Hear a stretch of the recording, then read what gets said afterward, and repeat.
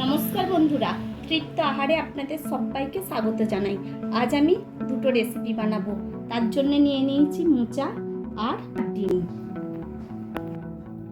আপনারা পুরো ভিডিওটা দেখতে থাকুন। আশা করবো আপনাদের এই ভিডিও দুটো খুবই ভালো লাগবে।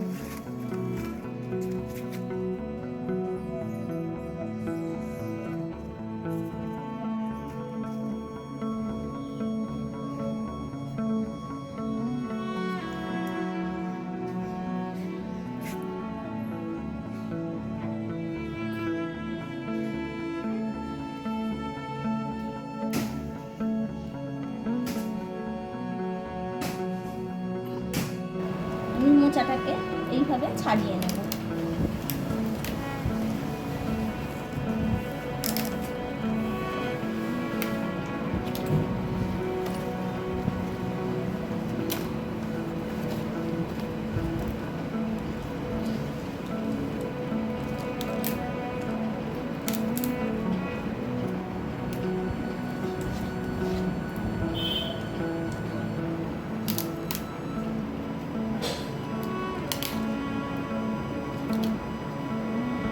মোচার এই অংশটা হলেই এই রেসিপির জন্য তৈরি হয়ে যাবে। তাই এগুলোকে এবার আমি ছোট ছোট করে কুচিয়ে নেব।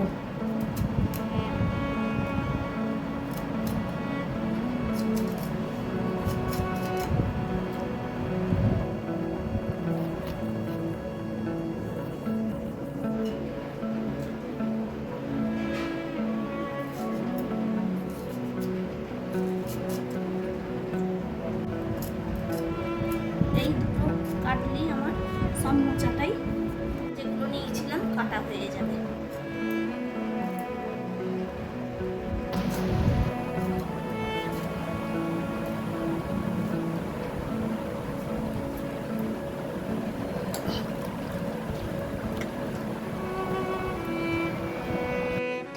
গ্যাসটা অন করে দিয়ে একটা কড়াইয়ে কিছুটা জল বসিয়ে দিলাম।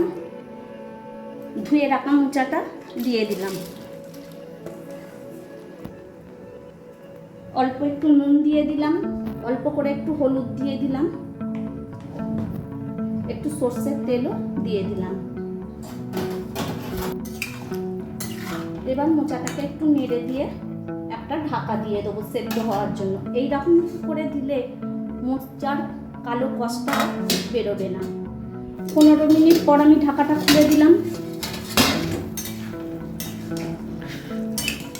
দেখে নেব মোচাটা কেমন সেদ্ধ হয়েছে। দেখুন খুব ভালো সেদ্ধ হয়ে গেছে। এবার এটাকে আমি জলটা ছেঁকে নেব। কড়াটা পরিষ্কার করে আবার বসিয়ে দিয়েছি। দিয়ে দিলাম কিছুটা সর্ষের তেল। আমি আলুটাকে নুন দিয়ে সেদ্ধ করে নিয়েছিলাম আগেই। এবার এটাকে আমি ভেজে নেব। তাই তেলে আমি অল্প একটু হলুদ দিয়ে দিলাম।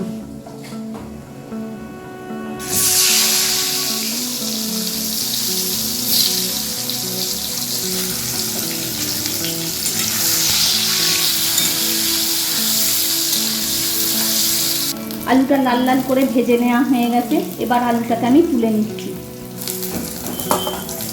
এবার ওই তেলের মধ্যে আমি কিছুটা ফোড়ন দিয়ে দেবো। অল্প একটু জিরে, একটা শুকনো লঙ্কা, কয়েকটা লবঙ্গ আর কয়েকটা ছোট এলাচ, দুটো মাঝারি পেঁয়াজকে কেটে নিয়েছি, সেইটাও দিয়ে দিলাম।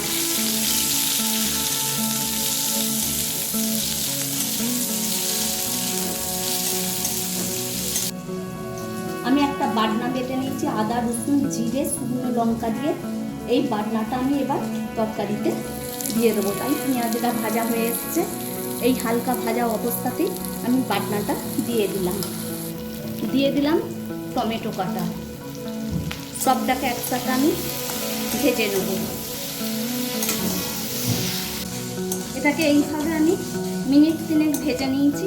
এবার এর মধ্যে কিছু মশলা আরও দেবো। দিয়ে দিলাম পরিমাণ মতন নুনটা, অল্প একটু চিনি, হলুদ গুঁড়ো। এবার সবটাকে ভালো করে অল্প একটু জল দিয়ে কষিয়ে নেব। আমি এখানে বাটনা ধোয়ার জলটা ছিল সেটা দিয়ে এই মশলাটাকে কষিয়ে নেব ভালো করে।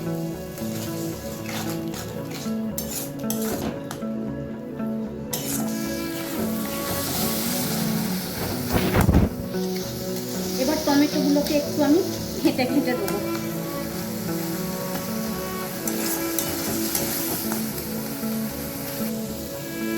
দেখুন মশলাটা খুব ভালোভাবে কষিয়ে নেওয়া হয়ে গেছে। মশলা থেকে খুব ভালোভাবে তেল ছাড়তে শুরু করে দিয়েছে। এবার আমি মোচাটা এর মধ্যে দিয়ে ভালো করে আরও একটু কষিয়ে নেব। তাই সেদ্ধ করে রাখা মোচাটা আমি দিয়ে দিলাম।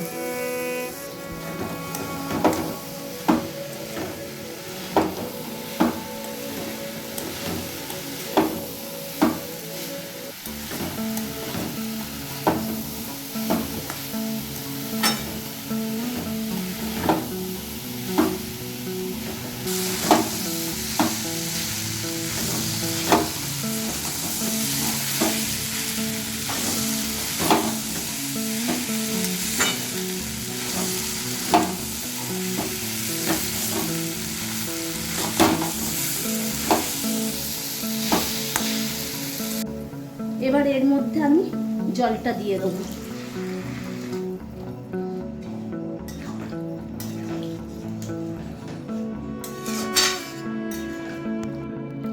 এবার আমি ভেজে রাখা আলুটা দিয়ে দেবো।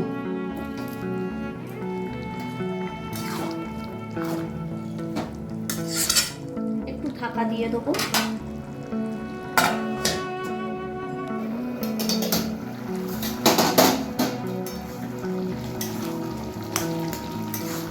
এবার মোচার ঘন্টটা খুব ভালোভাবে তৈরি হয়ে গেছে। এটাকে এবার আমি ঢেলে নেব। তার আগে আমি একটু ঘি গরম মশলা দিয়ে দেবো। তাই ঘিটা দিয়ে দিলাম। 1 টেবিল চামচের মতন ঘি দিলাম, আর গরম মশলাটাও দিয়ে দিলাম। সবটাকে একটু ভালোভাবে মিশিয়ে নিলাম।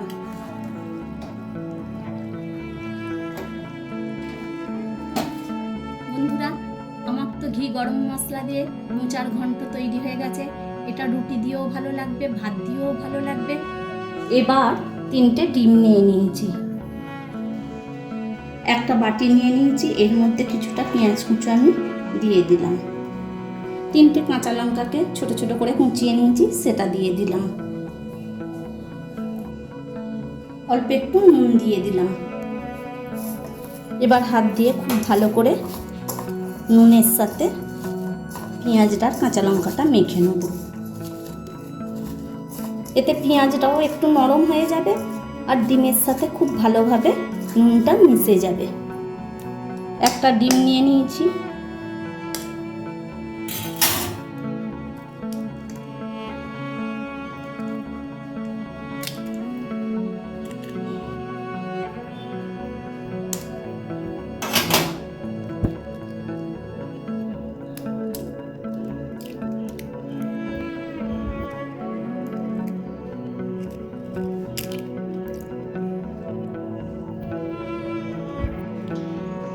ডিমটাকে এবার খুব ভালোভাবে পেঁয়াজ আর কাঁচা লঙ্কার সাথে মিশিয়ে নিচ্ছি।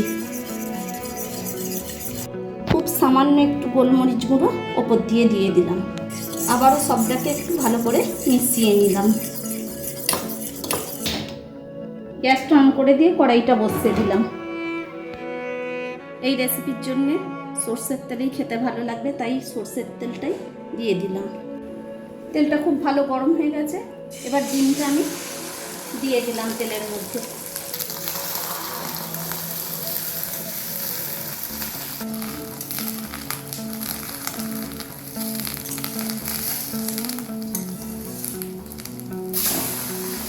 এবার ডিমটাকে উল্টে দিলাম।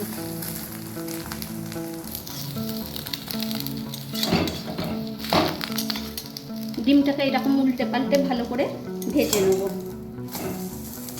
ডিমটার দুটো পিঠই খুব ভালোভাবে ভাজা হয়ে গেছে। এবার এটাকে তুলে নিলাম।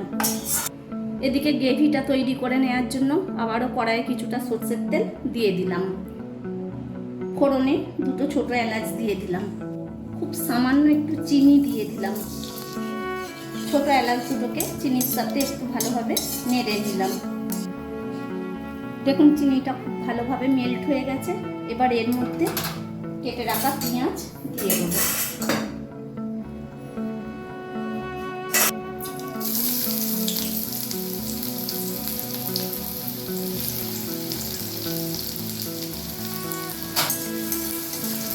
পেঁয়াজটাকে হালকা করে একটু ভেজে নেব।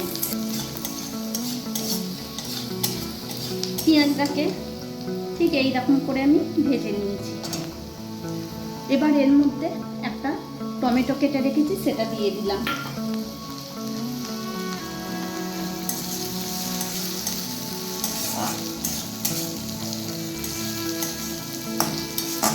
টমেটোটাকেও খুব অল্প একটু ভেজে নেব। মিনিট খানেক সময় ধরে টমেটোটাকে পেঁয়াজের সাথে নেড়ে নিয়েছি। এবার এর মধ্যে কিছু মশলা আরও দিয়ে দেবো। দিয়ে দিলাম 1/2 টিস্পুন জিরের গুঁড়ো, 1/2 টিস্পুন ধনের গুঁড়ো, 1/2 টিস্পুনের একটু বেশি হলুদ গুঁড়ো, 1 টিস্পুন আদা রসুনের পেস্ট, 1 টিস্পুন শুকনো লঙ্কার পেস্ট, স্বাদ মতন নুন, খুব সামান্য একটু জল। এবার মশলাটাকে খুব ভালোভাবে একসাথে মিশিয়ে নিলাম।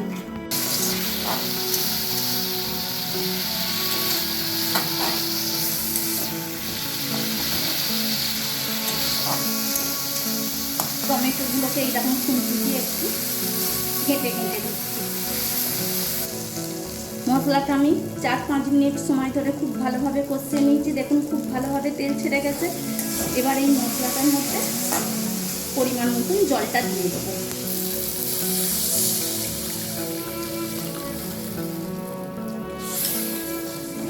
জলটা আমার দেওয়া হয়ে গেছে, একটু নেড়ে দিলাম। এবার এই ডিমটা ঠান্ডা হয়ে গেছে, এইভাবে আমি এবার কেটে নিচ্ছি। এই রেসিপিটা মা ঠাকুমার হাতে দেখেছি, আমার করতে ইচ্ছা করলো, তাই আমি এটা তৈরি করলাম। এইরকম ছোট ছোট করে ডিমগুলোকে আমি কেটে নিচ্ছি। সব ডিমগুলোকে এইরকম ছোট ছোট করে আমি পিস করে নিয়েছি।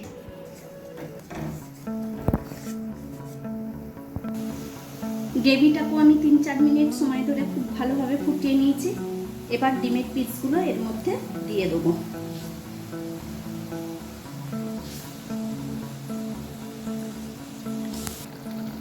আলতো আলতো করে এইভাবে আমি একটু নেড়ে দিচ্ছি।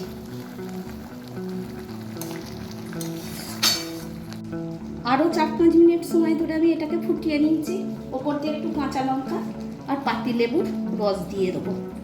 কাঁচা লঙ্কাটা দিয়ে দিয়েছি, পাতিলেবুর রসটাও এবার আমি দিয়ে দিচ্ছি।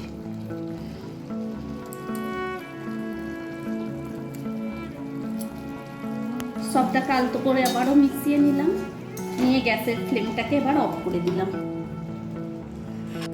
ব্যাস, আমার ডিমের অমলেট কারি তৈরি।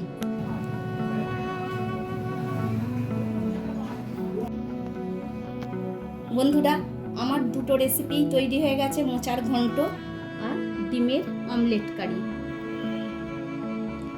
গরম ভাত দিয়ে বা রুটি দিয়ে এই রেসিপি দুটো খুবই ভালো লাগবে। আশা করব আপনাদের এই রেসিপি দুটো ভালো লেগেছে। যদি আপনাদের এই ভিডিও দুটো পছন্দ হয়ে থাকে তাহলে অবশ্যই আমার চ্যানেলটা সাবস্ক্রাইব করে দেওয়ার অনুরোধ রইল। তার সাথে সাথে ভিডিওটা লাইক ও বেশি বেশি করে শেয়ার করে দেবেন। আর তৈরি করে খেয়ে আমায় কমেন্ট করতে অবশ্যই ভুলবেন না। আজকের মতন এই পর্যন্ত, আবার দেখা হবে খুব শীঘ্রই। Thank you.